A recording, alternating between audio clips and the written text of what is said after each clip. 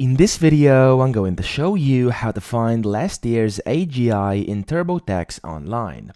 So it's actually quite simple, and I'm going to show you two ways of doing this. So the first way is by going into your account over here, so in TurboTax Online, and what you want to do after you've logged in, you want to go to where it says Tax Tools over here on the left, and you want to click on that, and then click on Tools. From here, you want to click under Other Helpful Links. It says View Tax Summary. You want to click on that. And from here, you first want to select the year you would like to have. So for me over here, only 2024 is available because this is the last year, so the previous year, since it's 2025 right now.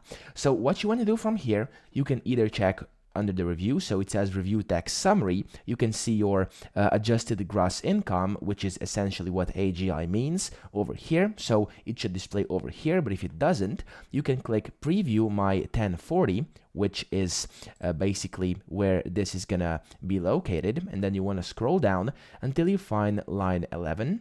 There we go, this is line 11. If you hover over it, it says adjusted gross income, and over here it says this is your adjusted gross income, and it should be in here.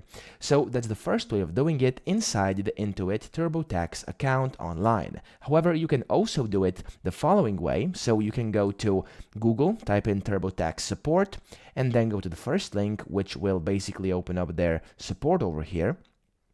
And from this link, make sure it's the same link. What you want to do is where it says search for anything, you want to type in AGI and press enter.